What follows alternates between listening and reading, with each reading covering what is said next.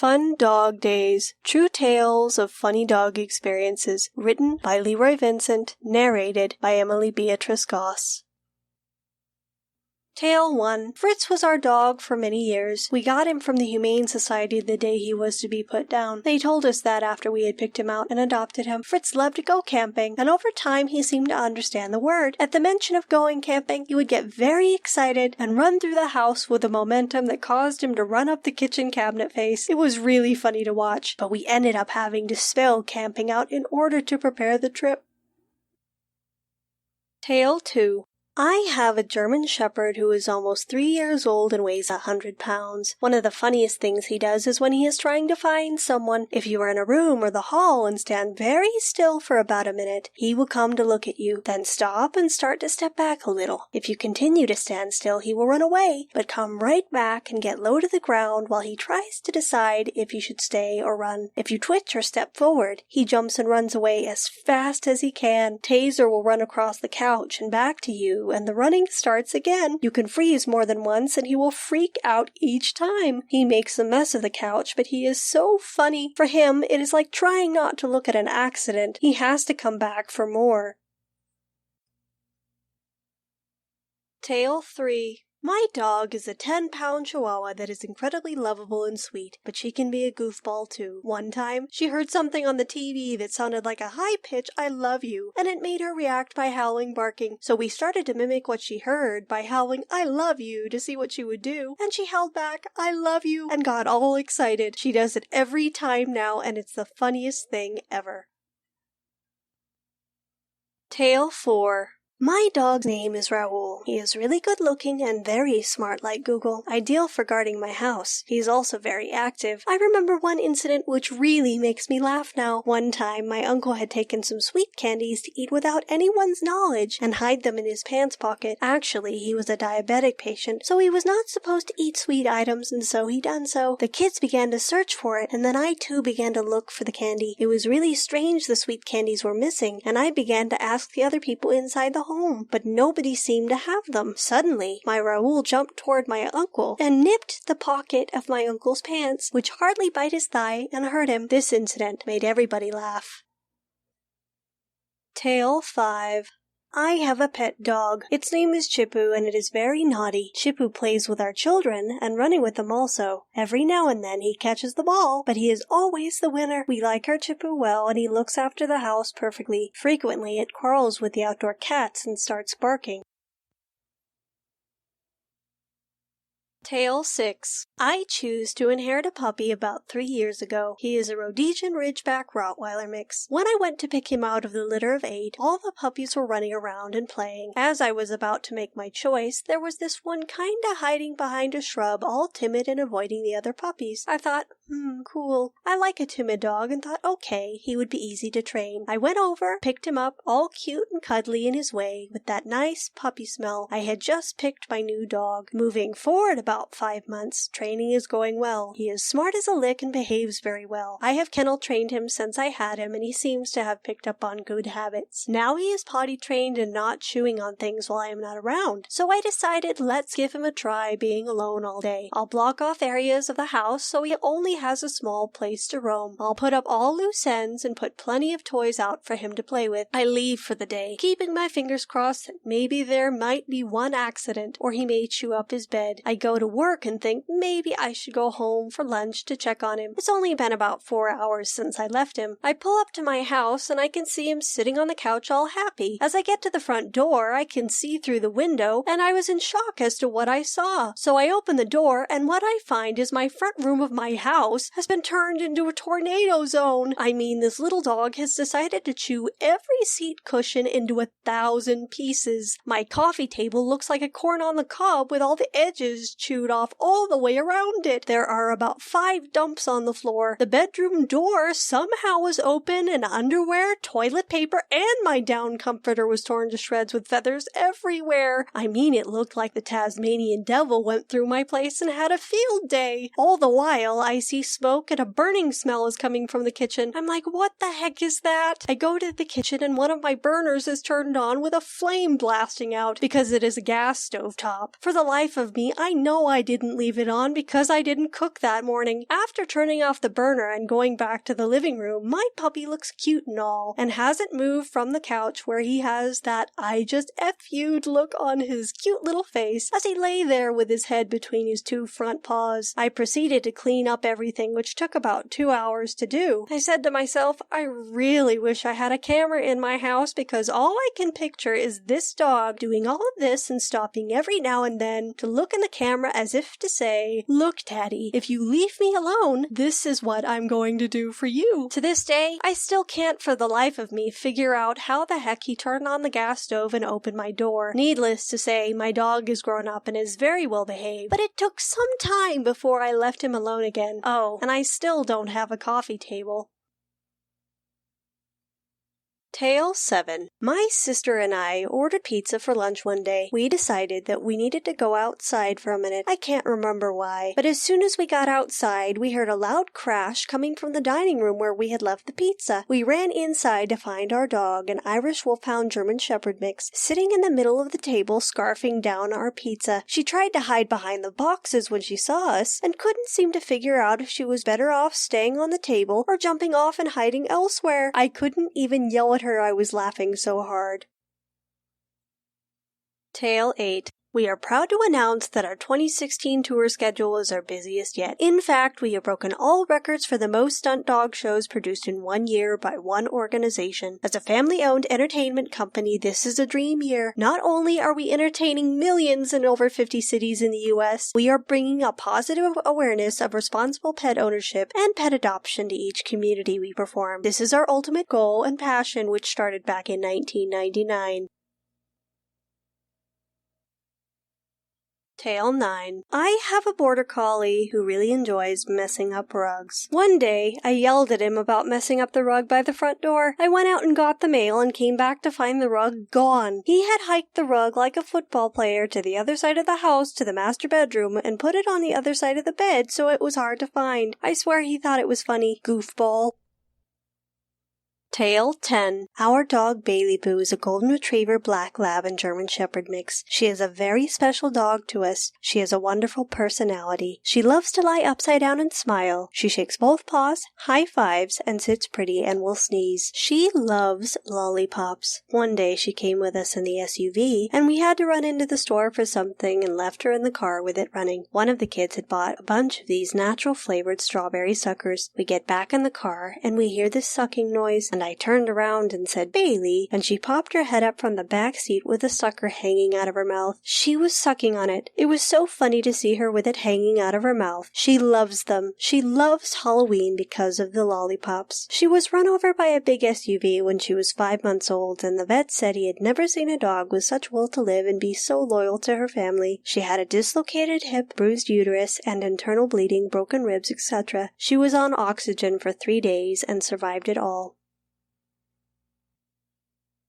Tale 11. I have a 3-year-old Alaskan Malamute. When I lived in Washington, I had a sliding glass door, and I had left my dog in the house in order to do yard work. I looked at the sliding glass door, and she is in the middle of opening the sliding glass door by nudging the handle with her nose. She finally got it open, and out she came.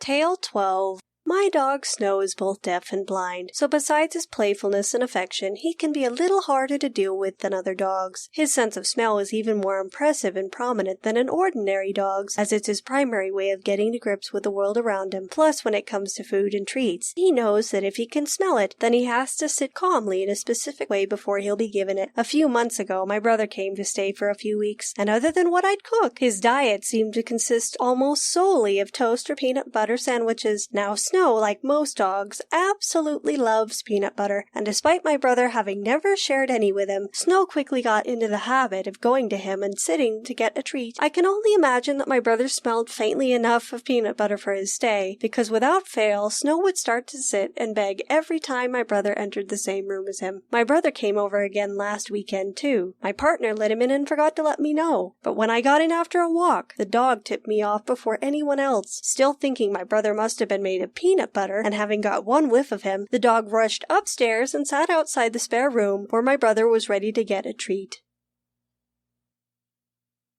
Tale 13. The best dog I ever had weighed 12 pounds, and he was a terrier mix named Tuffy. He got the name because he thought he was the biggest, baddest dog that ever lived. The neighborhood that we lived in had a lot of cats, and as dogs do, they chase cats. Of course, Tuffy made himself the sheriff of our yard, and no cats were allowed. One day, as Tuffy was making his rounds in the yard, he came across a big tomcat that he immediately began to bark at and run after. The cat, which was at least 2-3 times bigger than Tuffy, did not run like the other cats. Instead, he turned and began chasing the dog. After the incident, when it was time for Tuffy to use the bathroom, he would stick his head out the door and look around like he was making sure it was safe before going outside. It was so funny. Needless to say, he never chased another cat. He moved on to birds. Tale 14. When we first got our puppy, she was scared of everything. I can remember a pillow falling and landing upright and roughly looking like the shape of a small child, and her standing there barking at it for at least 5 minutes. Tale 15. My dog Rambo is so funny. He is about 5 pounds and thinks he weighs 100. We love it when he growls because it is so loud and vicious and makes a gurgle sound, and to hear it coming from his little body makes us laugh so hard we almost pee ourselves. Our children love to play wrestle with us, and the funniest thing is that Rambo is very overprotective of them, and when he sees us wrestling, he starts to attack, and he thinks he is doing something with his little self, and we all fall out in a fit of laughter.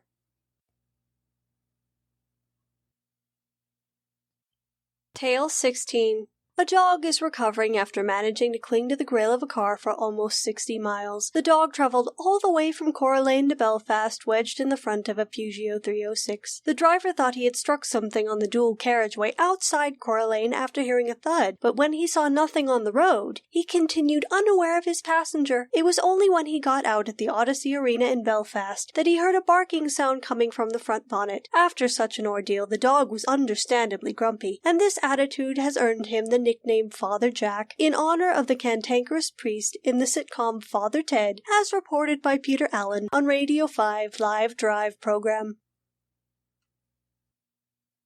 Tale 17. Describing a dog can be a very fun-filled writing exercise. Almost everyone loves dogs, and that always shines through in an assignment on our canine friends. There are 3 different levels in this post. Level 1 is in basic English, and it goes up to level 3, which is intermediate English. The grids are to be read downwards, but it may be easier just to pluck out any words you find useful and mix them up for your essay. If you are a student, I hope this helps you with your assignment. God bless for now, and take care. We own a handbag dog. At least that is what my mother calls her, probably because she takes her shopping in her handbag. She is a miniature Yorkshire Terrier, and she is a delight. Her most attractive quality is that she is friendly to everyone, especially children. They love her molten brown eyes and her glossy fur. She also has the cutest little paws. They are like a fox's paws, and she loves to dig up the garden with them. She also has a small marshmallow tail. It is soft and white, so we just call it the marshmallow. She can be very ladylike and fussy about her food at times. She turns her nose up at dog food, but would snap your hand off for a chocolate digestive. Her small sharp teeth make short work of any treats we give her. She is always playful, and that is why we adore her. Her whip-thin body is very energetic. I'm sure she believes she is a gazelle or a cheetah at times. Although she can be as temperamental as a human child, we wouldn't swap her for anything. Labradors are such a contrary bunch. Yes, they're cuddly and playful, but I find there's a dark side to them sometimes. My guy Elvis will be lying by the fire on a winter's night dreaming his doggy dreams, when suddenly out of nowhere he will emit a blood-curdling growl. He looks like Cujo when he does that, with his teeth bared and the hackles rising on his neck. I often wonder if he is chasing an imaginary rabbit or a burglar when he's dreaming. Maybe it's just the last remnants of Wolf Dog coming to the surface. He's never exhibited aggression towards me, but it would make one think all the same. When he switches back to Labrador mode, he is quite the character. His eyes become mellow and warm again, and they glow with a lagoon blue sheen. He has great physical qualities also. His fur is burnished, almost coppery, and he bounces along with energy on those soft pads of his. Blessed with a streamlined tail for balance, he is the most hyperactive and agile dog I've ever befriended. Tale 18. I have a 2-year-old boxer. It's brown and white, and it's extremely intelligent and funny. Once I was outside my house with a friend and my dog. We were talking about stuff, and the dog was running around barking at every person he saw, and he was even barking at other dogs or cats passing by. He is a loyal dog, and he always sits next to me as if he is guarding me. Suddenly I couldn't see or hear my dog, but I continued talking to my friend who was sitting on the curb. Then I felt something warm on my back, and I turned around, and I saw that my dog had been peeing on my back like marking his territory. My friend laughed a lot for a long time, and I got very embarrassed and mad at my dog for doing that. I went back into my house, and my mom, brother, and sister were laughing too because they saw my t-shirt wet and very smelly, so they referred to me as a dog's toilet tree. Then I stopped being mad, and I started laughing with my friend and family. What a moment to remember. What a dog. Tale 19. Sometimes my dog will take possession of a shoe or a dish towel or some other household item. This is the only time he is ever mean, and he growls at us. However, we yell, "Get in your room," which is the laundry room where his bed and toys are, and he will run to his room, snarling the whole way there as if he is an angry teenager. Tale 20. My dog's name is Pot Pie, and she is a golden lab. I lived alone when I got her, so when I went to work, she had to be left alone. She was far too active really to be alone, and one day I came home to find my entire couch ripped up with her laying on top of it as if nothing had happened. I took a picture of her at that moment, and today it is my favorite picture. The expression on her face was one of total denial, and she was laying there as if she had finally gotten the couch comfortable for her.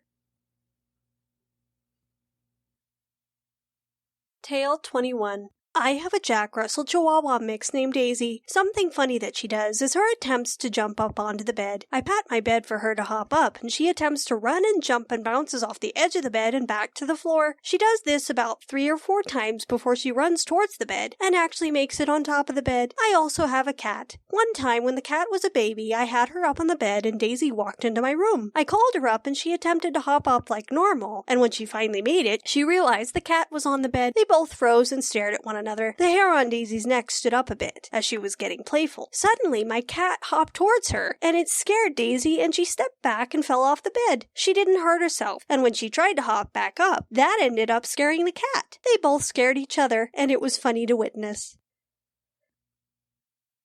Tale 22. My dog Jake and I went for a walk in the park. This park has specified areas for horses, and they will go on the same trails that people walk on. When Jake first saw the horses, he looked at them like they were huge dogs. He wasn't too sure about the horses. At first he walked sideways near them, but then got the courage to actually go up to one and sniff him. The horse lowered his head to smell Jake as well. It seems that the two were getting along just great, and then the horse let out a big sneeze all over Jake. It was hysterical to watch his reaction to the sneeze. That experience still makes me laugh when I think of it. Today, Jake still likes horses and wants to go up to every one of them and say hello.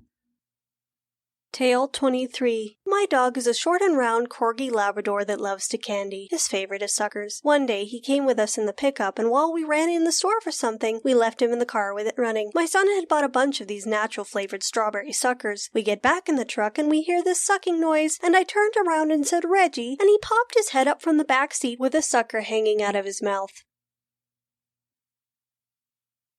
Tale 24. My dog is a German Shepherd Beagle Dachshund mix. This type of mutt makes for a cute beagle-sized dog with a lot of energy. She's been hit by a car twice. As a result, and probably as a result of watching us humans, she now sits on her butt like a human with one leg splayed out. She even allows her legs to dangle rather than sitting on her hinds like most dogs do. It still hits a comical bone when I see her sitting on any stoop like a human. She even sits on the porch looking out at the sunset with her tail flat against the deckwood.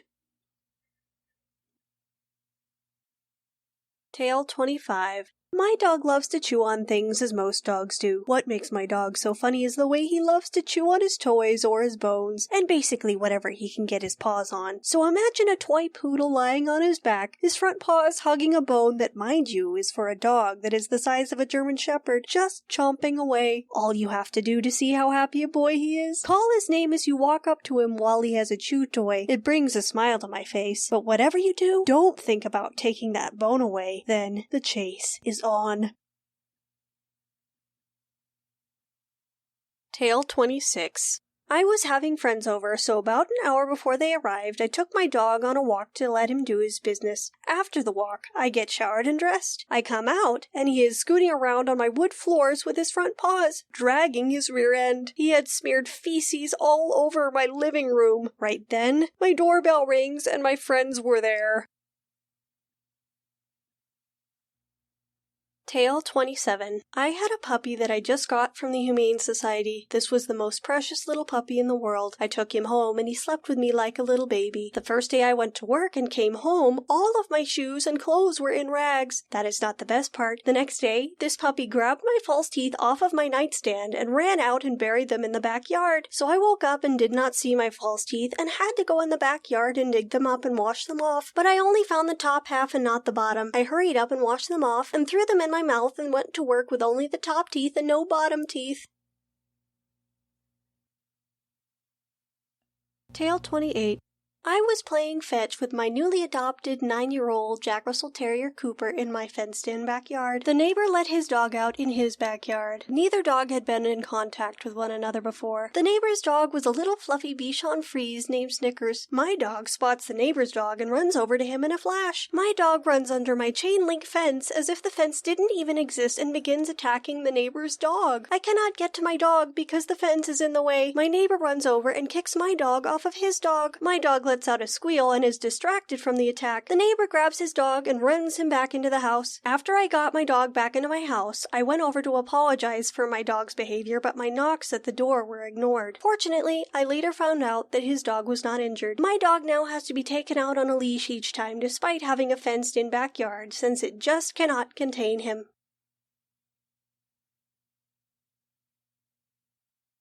Tale 29. Several years ago, I gave piano lessons in my home. The room where I gave lessons had easy access from the front door. Students came in the front door, and we had privacy from the other parts of the house. There was a bifold door that divided this room and the room next to it. My family had a dog, Arnie, who was rather unpredictable. The one thing I could normally predict was that he would be in the other part of the house while I gave lessons. I was attentively giving piano lessons to a teenage student, and all of a sudden I smelled a familiar yet pungent odor. I know I had not expelled gas, and I was pretty sure my student hadn't. I was beginning to feel very embarrassed. Out of the corner of my eye, I saw something furry in black and white. Somehow, my dog had pushed the bifold door open without me seeing and had hidden behind a chair. Or should I say, he pooped behind the chair. This was very out of character for him. My dog left the room, and I sat there not knowing what to do. Part of me wanted to say something, and part of me wanted to act as if I couldn't smell anything. I didn't know whether to clean the mess up or let it go until my student left. My student never said anything, so maybe her sense of smell wasn't as good as mine. Tale 30. My Westie, Dash, lifted his leg and peed on a pile of ladies' purses at my husband's 50th birthday party. City me Wyrick. The party was held in the backyard, and in Dash's defense, the purses were thrown in a pile under a tree. His favorite tree, apparently. Another time, Wyrick was walking Dash past the elementary school during her 10-year-old son's lacrosse practice. The kids came over to the shade of a tree where their thermos-type water jugs had been placed. Just as the coach and his son approached, Dash lifted his leg and let loose all over the top of the coach's kid's water bottle. Wyrick said. She took the bottle home, scrubbed it, bleached it, and returned it to the boy. Bottom line, in our dog's eyes, anything left under a tree is fair game for leaving his mark. Tale 31. I recently got a bad haircut. I was embarrassed. In fact, it happened the day before I had to MC a very well-attended charity event. I wasn't happy, but I soldiered on, blushing the entire night. The reason I mention this is because of a complaint I heard from a client recently. She had taken her dog to her groomer, not one of ours, thankfully, and reported that her dog's hair was cut so short her pooch acted embarrassed. She shared how her dog ran inside from the car and immediately hid under the bed after her bad haircut. She wouldn't come out for several hours, even when her husband came home and offered her a treat. Do dogs get embarrassed if they have a bad hair day? I'd never really given it much thought. Turns out, some canine behavior researchers have. Dr. Mark Bekoff, a former professor of ecology and evolutionary biology at the University of Colorado and author of The Emotional Lives of Animals, has observed dogs for thousands of hours in his career. He concludes that dogs do have feelings of embarrassment, shyness, and humiliation. Another researcher, neurobiologist Dr. Frederick Range at the University of Vienna,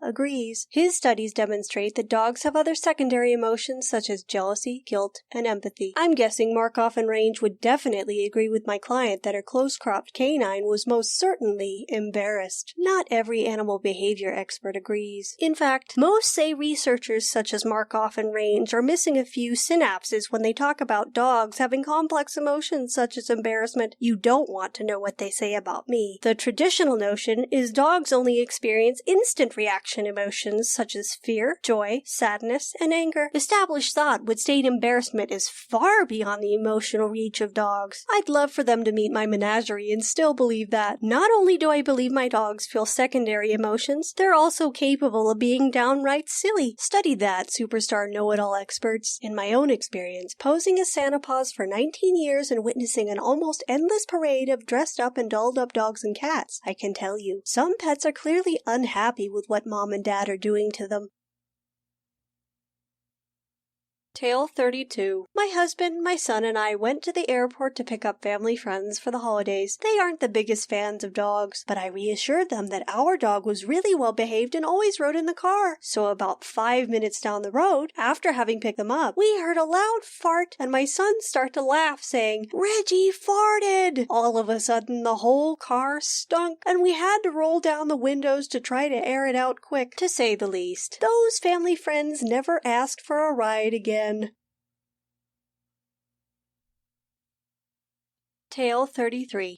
Last week over the holiday, my entire family was sitting at the dining room table eating lunch. We had a typical holiday meal of turkey, potatoes, gravy, vegetables, and dessert. Meanwhile, we were all unaware that in the kitchen, my dog was doing something absolutely funny. My dog, whose name is Axel, named after the singer Axl Rose, was sitting on the counter and eating a meal of his own. As my wife turned the corner to get some more gravy for the mashed potatoes, she saw him leap off of the countertop and run down into the basement. Unfortunately for us, the gravy has all been eaten by Axel. For the next few hours, Axel spent time in the basement, and my entire family laughed about the experience. I wondered if the gravy would make him sick, and my grandpa wondered if the gravy would make him vomit. In the end, Axel did not get sick, and he never did vomit. I am sure, however, that this funny dog story will stick with my family at family gatherings for years and generations to come. Be sure to get your copy of Fun Dog Dave's coloring book.